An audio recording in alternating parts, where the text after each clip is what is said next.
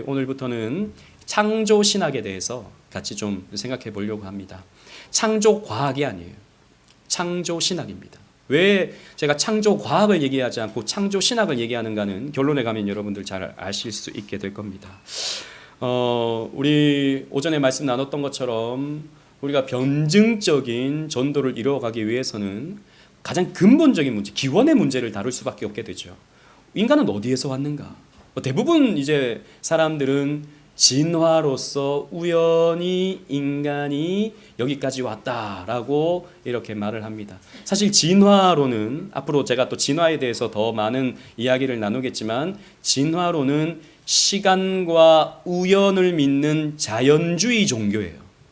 미리 말씀드리면 긴 시간이 우연을 만날 때 지금과 같은 온 세계가 창조될 수 있다라고 믿는 자연주의 종교입니다. 자연의 능력을 믿는 거죠. 우리는 그렇게 믿지 않습니다. 왜요? 성경이 우리에게 이 세상은 하나님이 창조했다라고 가르쳐주기 때문이죠. 성경은 분명히 말해주고 있습니다. 다 같이 읽겠습니다. 창세기 1장 1절 시작. 태초에 하나님이 천지를 창조하시니라. 이게 우리의 믿음의 전제예요. 여러분, 창조를 본 사람이 있습니까? 창조가 어떻게 되는지 본 사람이 있어요? 아담도 못 봤어요. 그죠? 그 어떤 인간도 창조를 보지 못했습니다. 그러면 진화가 어떻게 되어졌는지 본 사람은 있습니까? 빅뱅이 어떻게 이루어졌는지 본 사람이 있습니까? 아무도 없어요. 그죠? 적어도 진화론에서 말하는 한 종에서 한 종으로 옮겨가는 과정은 수억 년이 걸립니다. 그 수억 년을 관찰할 수 있는 사람이 없어요. 뭐죠? 믿는 겁니다. 우리가 믿듯이 그들도 믿는 것이죠. 우리는 하나님이 알려주신, 그 창조주이신 하나님이 알려주신 진리를 보고 압니다. 하지만 진화론자들은 진화론자들의, 과학자들의 말을 믿는 것이죠. 사람의 말을 믿는 겁니다. 어느 게 더 진리에 가까울까요? 하나님이 알려주시는 게 진리에 가까울까요? 사람이 알려주는 게 진리에 가까울까요? 당연히 하나님이시죠. 그분이 정말 살아계신 하나님이라면 말입니다. 우리는 성경을 통해서 이러한 진리들을 분명하고 확실하게 발견해낼 수 있게 되는 것입니다. 그래서 우리는 이 세계를 보면 알아요. 다 같이 읽겠습니다. 로마서 1장 20절 시작. 창세로부터 그의 보이지 아니하는 것들 곧 그의 영원하신 능력과 신성이 그가 만드신 만물에 분명히 보여 알려주시니 그러므로 그들이 핑계하지 못할지니라. 아멘.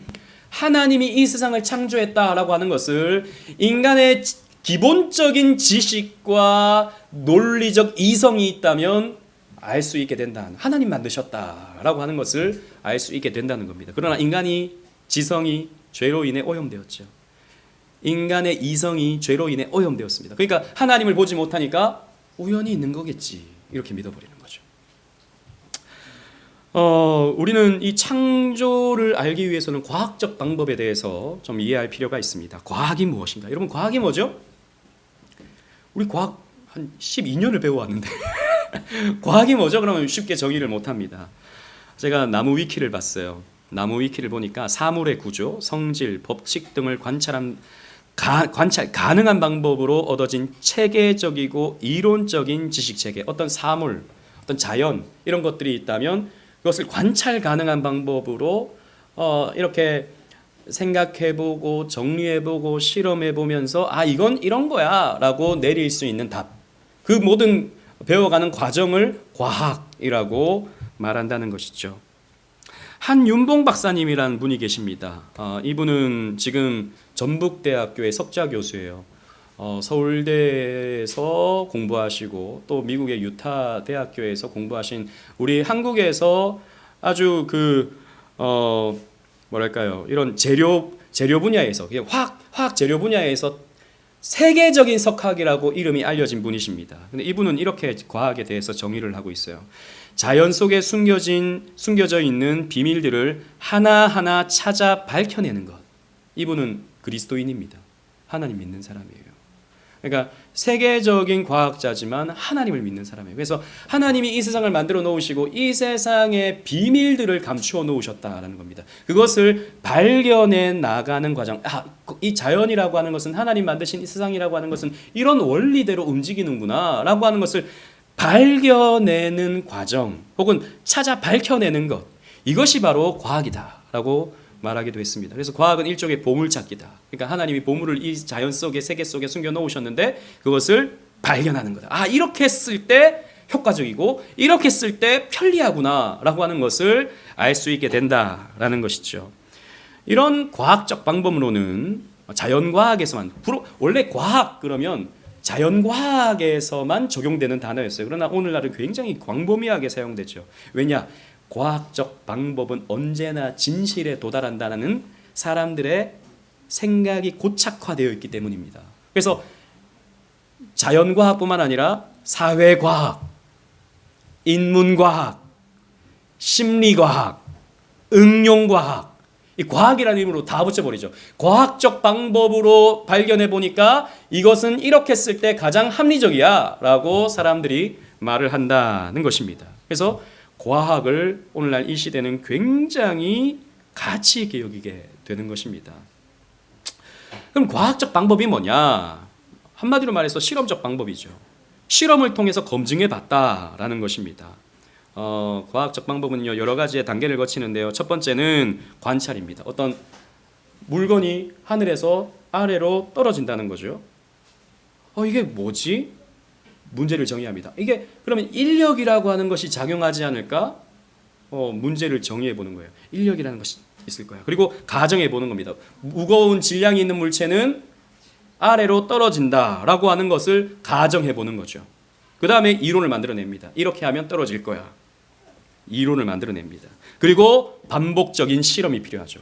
언제나 떨어뜨려 보는 겁니다. 그러면 어떤 물체든 질량이 있다면 공중으로 떠 있는 것이 아니라, 아니면 하늘로 날아가는 것이 아니라 땅에 떨어지는구나 라고 하는 것을 실험을 통해서 검증해 보는 거죠. 그리고 그것을 한 번이 아니라 여러 번에 걸쳐서 확인해 보는 겁니다. 재현해 보는 겁니다. 그럼 재현성이 나타나는가? 그러면 이건 법칙이야. 이것은 뭐죠? 중력이라고 있는 것은 하나의 법칙이야. 지구의 어느 곳에 가든 이 중력이라고 하는 것은 적용되는 거야 라고 하는 법칙이 만들어지는 것이고, 그것은 기정사실화되죠. 그죠?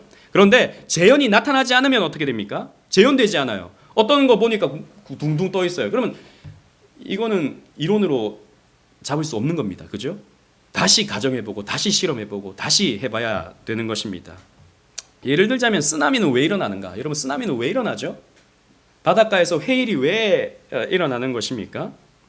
사람들이 생각할 수 있어요. 관찰합니다. 문제를 정의합니다. 가정해봅니다. 이론을 만들어봅니다. 실험해보죠.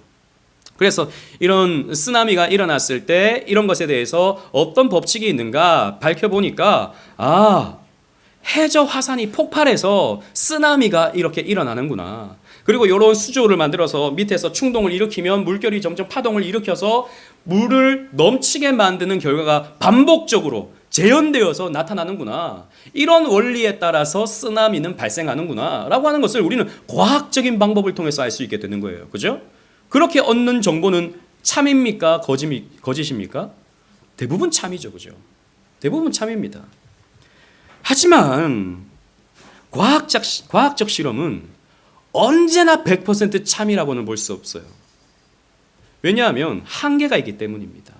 즉, 문제에 대한 어떤 시각을 갖추고 어떤 가설을 세우느냐에 따라서 그 문제 제기, 그리고 가설을 세우는 걸 어떤 방식으로 하느냐에 따라서 실험 방법이 달라지고요. 결과 또한 달라질 수 있는 거예요. 그러니까 일관성 있는 결과가 이루어진다면 그건 하나의 법칙이 될 수 있고 이론이 될 수 있어요.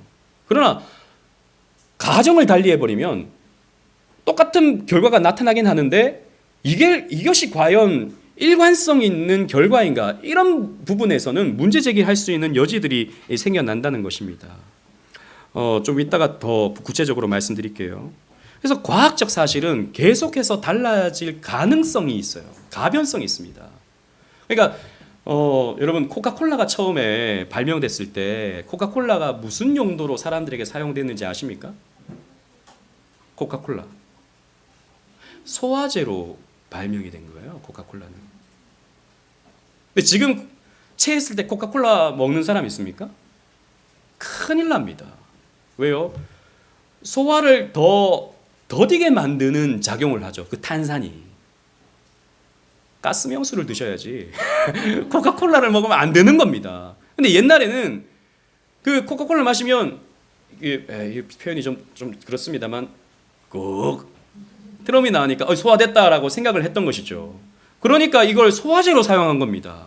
보니까 사람들마다 다 좋아해요. 소화가 됐다고 다 표정이 다 좋아요. 그러니까 이건 코카콜라는 소화제다라고 하는 법칙이 그때 당시는 통했던 것이죠. 하지만 시대가 지나니까 이거 이렇게 쓰면 안 되는 거야. 여러분 이런 게 한두 개입니까? 그죠? 여러분 지구는 과학에서 여러분 공부하실 때 지구의 나이는 몇 살이죠? 제가 학교 다닐 때는 46억 년이라 그랬어요. 지구의 나이는 46억 년이다. 근데 지금은 몇 년인지 아세요? 42억 년을 말합니다. 물론 뭐 학자마다 달라요. 다르지만 대충 42억 년을 말해요.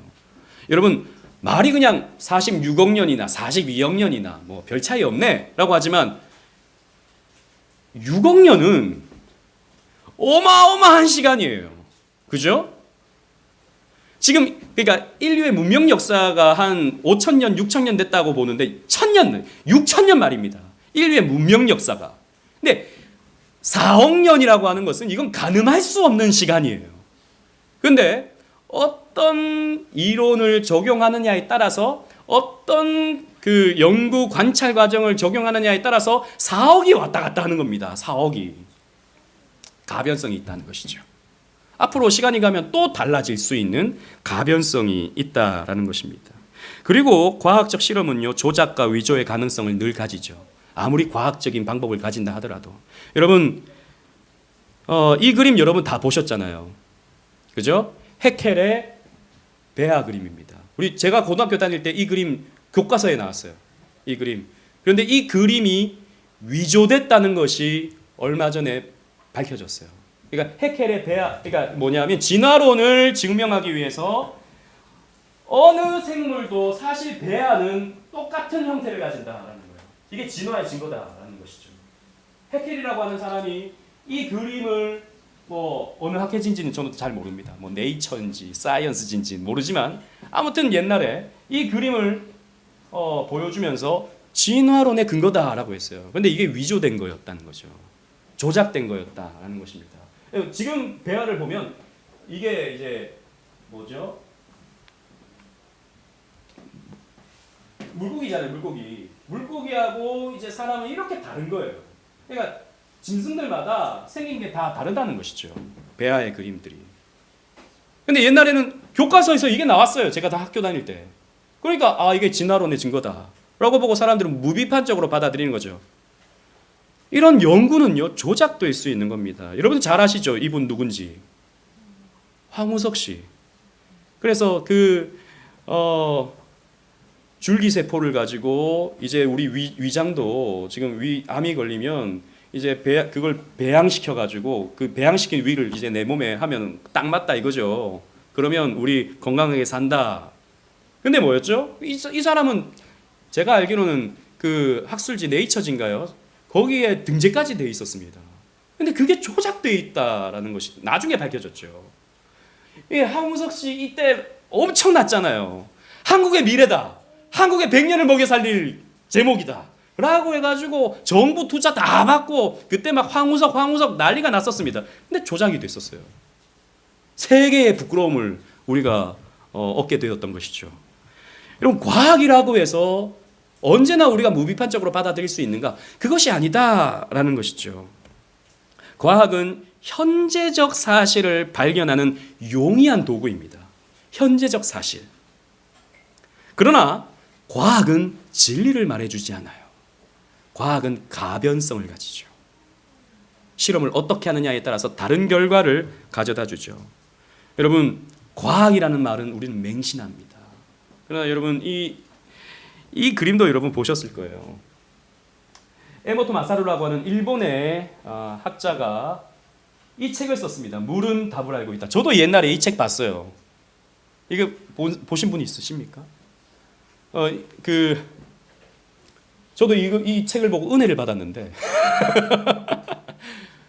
물은 답을 알고 있다는 거예요. 그래서 여기 지금 물이 있잖아요.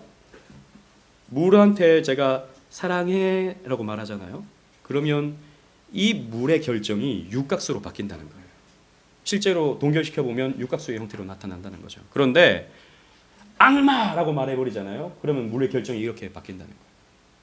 물은 몇천 년 동안, 아니 오랜 시간 동안 사람들과 함께 섞이다 보니까 물이 답을 알고 있다는 거예요.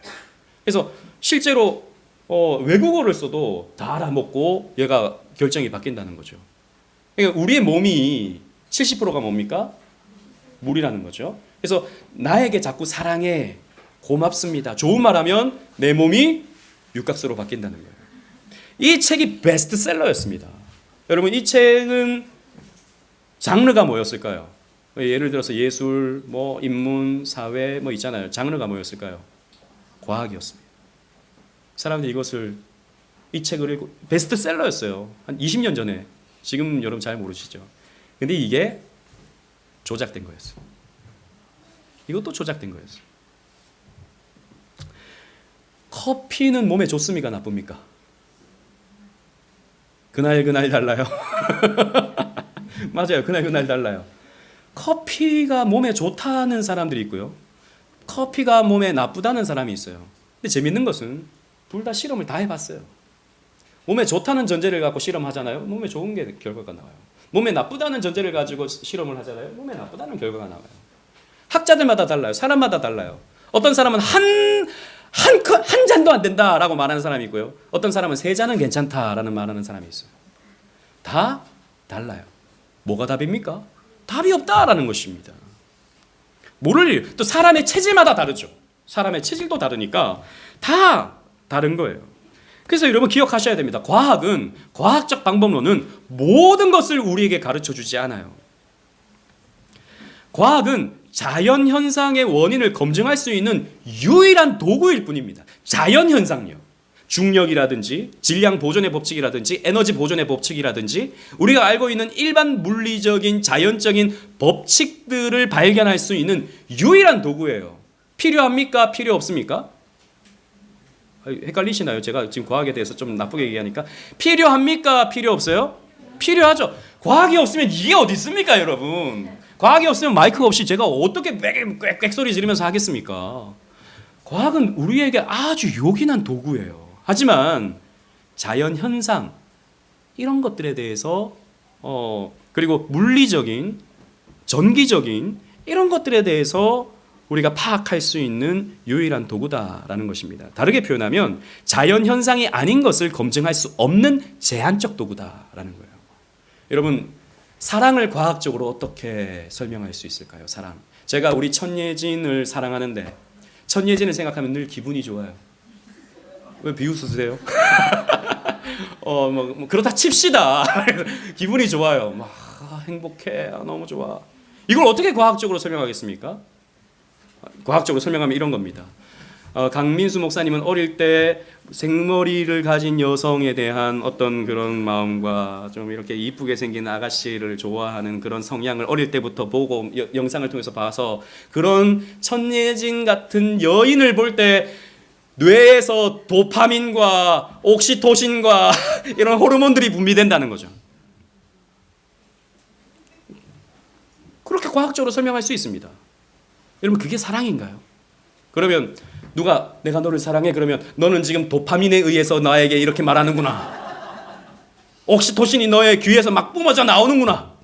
이렇게 여러분 설명하겠습니까? 그럴 수 없다는 겁니다. 이건 과학적으로 설명할 수가 없어요. 그죠? 그걸 과학적으로 설명하는 순간 사랑이 아니게 되는 겁니다. 과학은 죄송합니다. 발전하는 것이다라는 거예요. 발전하는 것이고 새로운 체계, 새로운 이론들이 만들어지는 과정적인 학문일 뿐이에요. 지금 우리 사회에서는 요 정도 발전한 과학의 모습을 보죠. 앞으로 또 더 발전할 겁니다. 그죠? 생물학도 마찬가지예요. 우리가 보는 그러니까 지금도 과학에서 진화론을 얘기하지만 진화론도 더 발전할 겁니다. 어떤 부분에서. 왜? 과정적인 학문이기 때문입니다. 그렇기 때문에 여러분, 과학적 방법으로 하나님을 발견할 수 있을까요? 과학적 방법으로 하나님을 증명할 수 있을까요? 없습니다. 왜냐? 이건 자연 현상을, 물리적 상황들을 설명할 수 있는 도구이지 영적 세계, 하나님을 설명할 수 있는 도구가 아니에요, 과학은. 그래서 엘빈 플래팅가라고 하는 변증학자입니다. 미국 칼빈 신학교의 변증학자예요. 이렇게 말합니다. 가로등 아래가 다른 곳보다 밝으니 잃어버린 자동차 열쇠를 꼭 거기서 찾아야겠다고 고집을 부리는 술주정뱅이나 다름없다. 무슨 말이냐? 과학적 방법으로 신이 증명되지 않으니까 신이 없다라고 말하는 것은 술주정뱅이가 열쇠 어디 잃어버려 놓고 불 밑에서 여기 있겠지. 어두운 데서는 어차피 못 보니까 여기 어디 열쇠가 있겠지라고 하는 것과 다를 바가 없다는 거죠. 그러니까 자연과학은 자연이라는 빛만 비춰주는 거예요. 근데 자꾸 과학적 방법론을 가지고 신을 찾겠다고, 신을 검증하겠다고 하니까 이건 어리석은 일이다라는 것입니다. 어두운 데서는 열쇠를 찾기 어려우니까 꼭 환한 데에서 뒤져야겠다고 우기는 셈이 되는 거죠. 과학적으로 증명이 돼야 하나님은 존재하는 거야. 과학적으로 증명이 돼야 창조가 설명될 수 있는 거야. 이렇게 말하는 것은 그렇게 어리석은 말이다라는 것이죠. 이 플랜팅가는 이렇게 생겼습니다. 그래서 우리는 신앙과 과학을 좀 정리할 필요가 있는데요. 신앙과 과학을 지나치게 대립적인 구도로 이해하는 것은 옳지 않아요. 그러니까 교회가 자꾸 과학을, 그러니까 하나님을 증명할 수 있는 도구가 아니라고 과학을 무시해서는 안 됩니다. 하나님이 우리에게 주신 이 자연 세계의 원리를 발견하는 데 아주 중요한 도구예요. 그래서 우리는 대립적인 관계로 이해해서는 안 됩니다. 하나님에 대해서는요, 우리가 어디에서 알 수 있습니까? 자연을 통해서 알 수 있나요? 아니면 내가 생각해 보니까 하나님은 이런 하나님이야 라고 알 수 있나요? 아니죠. 우리는 성경을 통해서 알 수 있습니다. 특별 계시인 성경을 통해서 하나님은 이런 분이야 라고 하는 것을 알 수 있어요. 이것을 배워가는 학문을 우리는 신학이라고 말하죠. 신학. 그리고 자연 원리를 배우는, 이건 뭐죠? 하나님이 우리에게 주시는 일반 계시입니다. 이 자연에 대해서 이 세계는 이런 세계야 라고 하는 것을 알려주시는 것을 일반 계시라고 말해요. 이건 불신자도 다 한 거라고 해서 일반 계시예요. 이것을 연구하는 학문을 과학이라고 말합니다. 하나님은 우리에게 이 두 가지를 다 주셨어요. 일반 계시와 특별 계시, 이 두 가지를 다 주셨다는 겁니다. 그래서 그림이 좀 작은데 창조주께서 성경을 주셨어요. 특별 계시. 하나님이 어떤 분인지 알려주시는 성경을 주셨어요. 이것을 배워가는 과정을 우리는 신학이라고 말하는 겁니다. 창조주께서 또 자연을 주셨어요. 저건 일반 계시입니다. 그것을 발견해 나가는 과정을 과학이라고 말하는 것입니다. 그래서 우리는 이 두 가지의 책을 가지고 우리는 공부를 해야 되는 거죠. 따라서 여러분, 하지만 여러분 여기서 중요한 거, 이 신학과 과학을 그래서 하나님이 주신 거니까 결국에는 똑같은 길에서 만난다. 과학이나 신학이나 똑같은 길에서 만난다라고 생각하면 여러분 잘못된 겁니다. 예를 들자면 이런 거예요. 성경은 창조를 말하고 있고 과학은 진화를 말하고 있으니까, 그러면 이 세계는 진화라고 하는 과정을 통해서 하나님이 창조하지 않았을까라고 하는 절충과 타협에 가게 되죠. 여러분 그렇게 하면 됩니까? 안 됩니까? 안 돼요. 왠 줄 아세요? 진화론은 저는 과학이 아니라고 생각하기 때문입니다. 그 부분에 대해서는 제가 다음에 한번 설명해 드릴 겁니다. 진화가 과학이냐? 진화가 하나님이 우리에게 가르쳐 주시는 일반 계시냐? 그게 아니라는 거예요. 따라서 성경을요, 여러분 중요한 겁니다. 성경을 과학의 원리로 해석하는 것, 그리고 검증하려 하는 것, 이런 것은 안 된다는 겁니다. 성경을 과학의 원리로 해석한다? 그러면 성경은 자유주의 해석이 나올 수밖에 없어요. 또 과학의 이론을 성경의 기록으로 설명하려고 하는, 그러니까 과학의 이론이 있어요. 예를 들자면 뭐 엔트로피 뭐 이런 어려운 거 있지 않습니까? 이런 것을 성경 말씀을 끄잡아내 가지고 와 이거 성경이 이렇게 말하고 있는 것을 보니까 성경은 과학적이야라고 말하는 이런 시도도 우리는 주의해야 됩니다. 왠 줄 아세요? 와 성경의 기록이 과학적이야라고 말하는 순간 과학적이기 때문에 믿을 수 있는 게 성경이라는 설명이 되기 때문이에요. 무슨 말인지 아시겠어요? 그러면 성경의 권위가 높은 겁니까? 과학의 권위가 높은 겁니까? 과학의 권위가 높아지는 거죠. 과학적이니까 믿을 만해. 과학적이니까 성경도 믿을 만한 거야 라고 하는 것은 과학의 권위가 더 높아지는 겁니다. 그래서 과학의 이론을 성경의 기록으로 설명하려고 하는 것도 어리석은 시도입니다. 그래서 여러분 하나님의 창조를 우리가 과학적으로 설명할 수 있는가? 할 수 있는 거 아닌가요? 라고 많은 분들이 생각할 겁니다. 예, 가능합니다. 그러나 창조를 관찰할 수 있는가? 과학적 방법으로 없다는 거죠. 아담조차도 못 봤다는 겁니다. 그리고 창조를 실험할 수 있는가? 이것도 불가능하죠. 여러분 이걸 자꾸 시도하려고 하는 것이 창조과학입니다. 여러분 저도 대학교 다닐 때 창조과학에 관심이 굉장히 많았어요. 지구는 6,000년의 역사를 가지고 있다. 학교에서는 42억 년이라는데 42억 년 대 6,000년은 너무 격차가 커도 너무 커요. 그리고 뭐 하나 파도 이거는 몇 억 년, 뭐 하나 파도 이거는 수십억 년 나오는데 성경에서는 뭐 인류 아담부터 시작해서 지금까지 역사를 딱 잡아볼 때 한 6,000년 나온다는 거죠. 이건 격차가 너무 큰 겁니다. 이런 걸 어떻게 설명할 수 있을까라고 하는데 창조과학에서 설명을 해주는 겁니다. 6,000년인 증거 그러면서 지구에 자기장이 이렇게 쌓이고 있는데 그 자기장이 쌓인 두께를 보면 지금 쌓이고 있는 두께를 계산해 보면 6,000년이 딱 나온다는 거죠. 아 맞구나. 그리고 뭐 여러 가지 설명의 방법들이 있습니다. 그러면 야 그렇네 창조가 과학적이네 이런 결론에 이르게 된다고요. 저도 그런 강의를 들으면 은혜를 받았어요. 안 그래도 헷갈렸는데 그래 창조는 과학적이야 성경은 과학적이야 라고 말함과 동시에 과학의 권위를 높여버리죠. 이런 문제가 발생하는 겁니다. 그리고 실제로 여러분 창조과학에는 많은 부분에 있어서요 과학적인 검증이 안 된 이론들이 너무 많아요. 그러니까 실제로 과학계에서는 뭐 진화론을 신봉하는 사람들이 아니라도 과학계에서는 창조과학에서의 이론을 사이비과학, 유사과학으로 치부하는 경향이 굉장히 높습니다.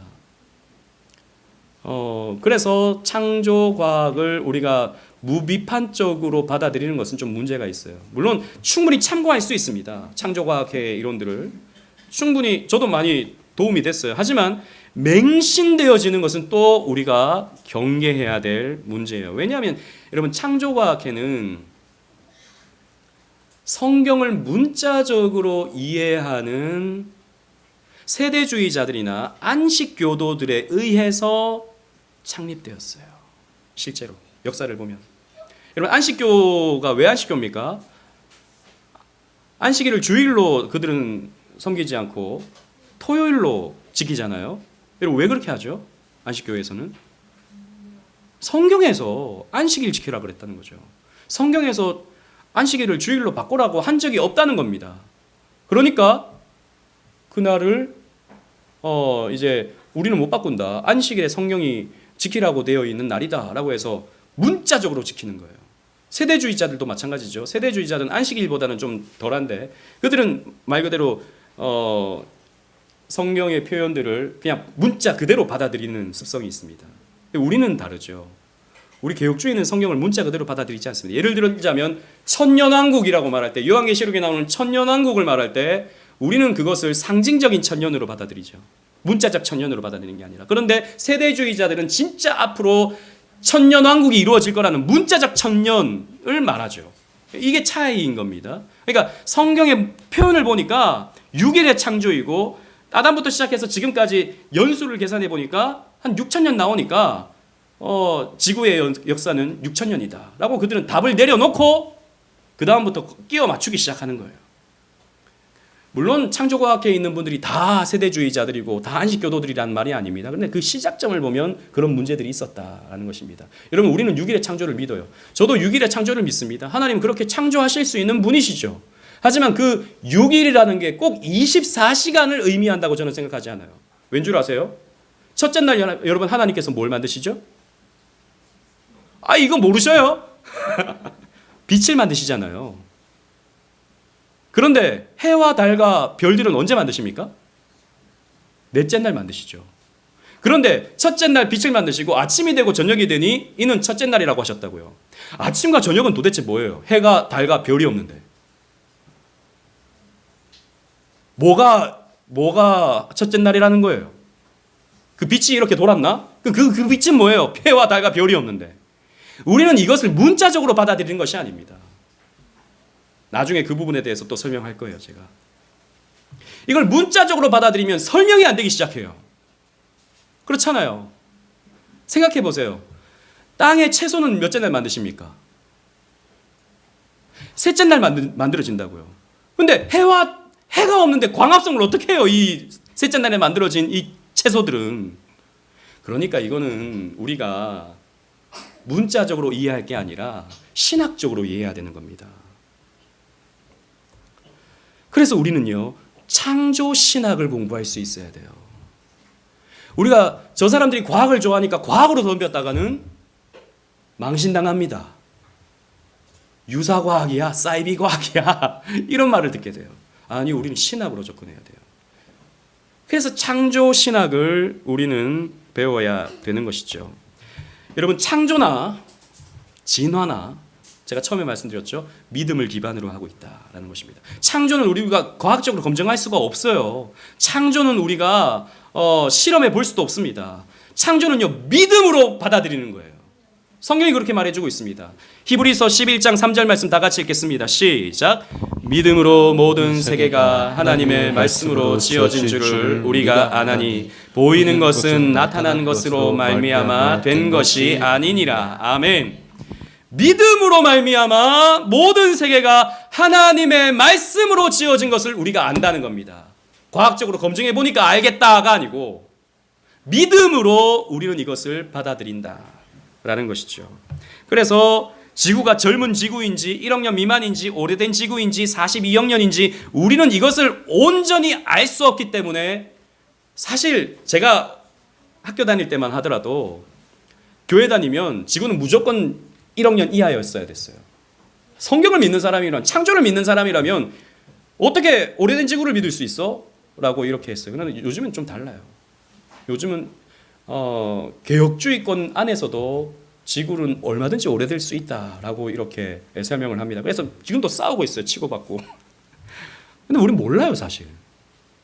성경이 명확하게 가르쳐주고 있지 않습니다. 근데 여러분, 우리가 고백하는 소유리 문답이라든지 웨스트민스터 신앙고백서라든지 거기서 창조를 설명할 때 우리는 6일의 창조를 믿는다고 되어 있거든요. 근데 6일의 창조를 믿는다는 것은 그것을 우리가 24시간의 6일의 창조로 믿는다는 게 아니라 성경이 그렇게 표현하고 있다는 것을 믿는 거예요. 성경의 6일의 창조를 말하고 있다는 거죠. 그걸 우리가 복창하는 차원에서 우리는 6일의 창조를 믿는다라고 표현하는 것입니다. 그래서 그게 꼭 24시간이 6번 반복되어서 이루어진 창조다라고는 설명할 수 없다라는 겁니다. 우린 잘 몰라요. 그래서 우리는 다른 이견에 대해서 존중할 필요는 있어요. 오래된 지구 혹은 젊은 지구 잘 모르겠어요. 저는 얼마든지 젊은 지구일 수 있다고 생각합니다. 목사님, 그런데 파보면 몇십억 년 나오잖아요. 오래돼 보이는 지구를 하나님께서 창조하실 수 있는 거죠. 예를 들자면 하나님이 아담을 창조하실 때 아기로 창조하셨습니까? 성인으로 창조하셨습니까? 성인으로 창조하셨죠. 하나님은 이 지구를 그런 오래돼 보이는 나이 들어 보이는 지구로 창조하실 수 있는 거예요. 성인 지구로 얼마든지요. 그 부분에 대해서도 나중에 좀 더 구체적으로 설명하겠습니다. 그래서 우리의 결론은 이거예요. 사람들이 믿든 믿지 않든 과학으로 검증할 수 있든 없든 다 같이 읽겠습니다. 시작. 이 세상은 하나님이 창조하셨다. 우리는 이것을 믿음으로 전제해 놓고 우리의 논리와 우리의 이론들을 펼쳐나가는 거예요. 신학적으로. 물론 거기에 필요하다면 과학적인 방법론까지도 사용하면서. 그래서 우리는 이 세상에서 믿는 자로서 우리의 믿음의 내용에 대해서 소개해 줄 필요가 있다라는 것입니다. 그래서 오늘 창조와 과학에 대해서 같이 우리가 생각해 봤습니다. 그래서 다음에는 창조와 우연에 대해서, 창조를 받아들이지 않으면 우연을 받아들일 수밖에 없다. 그리고 그 우연의 발전인 진화에 대해서, 또 성경에서 말하는 창조의 의미에 대해서 같이 몇 주간 동안 공부할 수 있는 그런 시간을 갖고자 합니다.